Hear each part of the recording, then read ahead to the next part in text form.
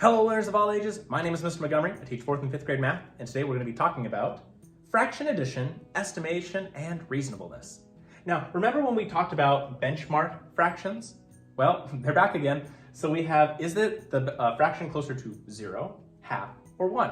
And we can use this strategy to help us when we add fractions, or to estimate to see if we get pretty close. So I have 7/8 plus 1/12 plus 3/5. Well, if I use benchmark fractions, I can kind of figure out how close or a good estimation of what my answer might be. So I have 7/8. Well, I know that all my denominators are going to be 8, and my numerators are going to be a little bit different. So if I have 0 out of 8 pieces, that would be 0/8.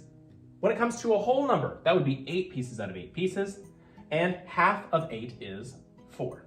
So 7/8, is that closer to 0/8, 4/8, or 8/8?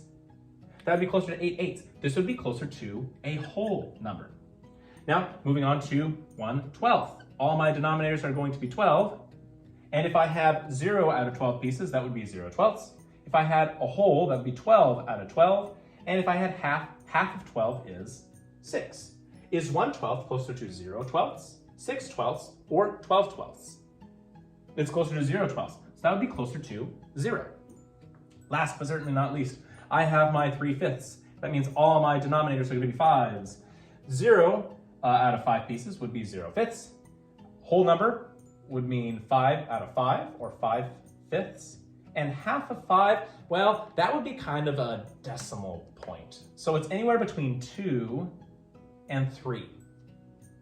So would 3/5 be closer to 0/5?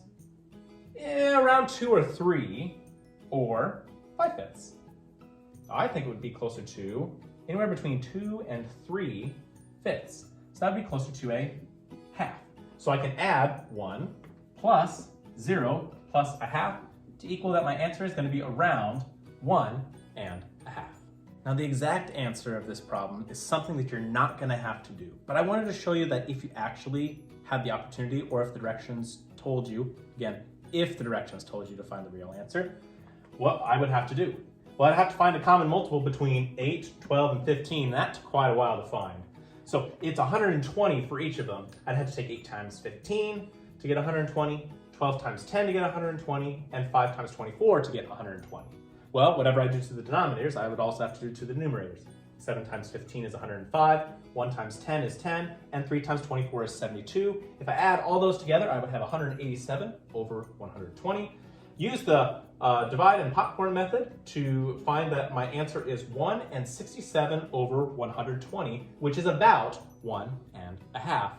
Now, sometimes it's really helpful to have the chart of 0, half, and 1 if you're unsure, but some of them are pretty obvious, like 9 out of 10 pieces and 11 out of 12 pieces.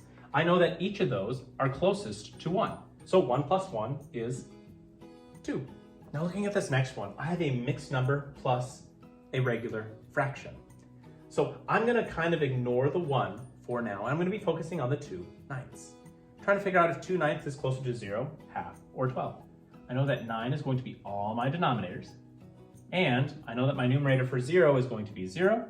And for my 1, it's going to be 9. And for my half, it's anywhere between 4 and 5.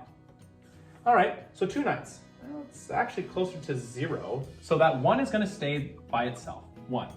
And it's kind of saying like 1 plus 0. Plus, and now I got to figure 5/12.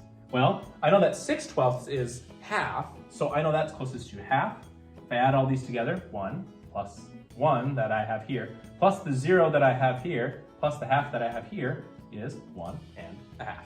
All right, my 5th grade friends, if you take a look at page 95 in your workbook, you will see that we will be doing practice problems number 1, 3, and 4. For numbers 1, 3, and 4, the directions say use benchmark fractions to estimate the sum. If you need to list out the fractions with 0, half, and 1, feel free to do so. And some of them are pretty simple, like number 1, that you can also do in your head.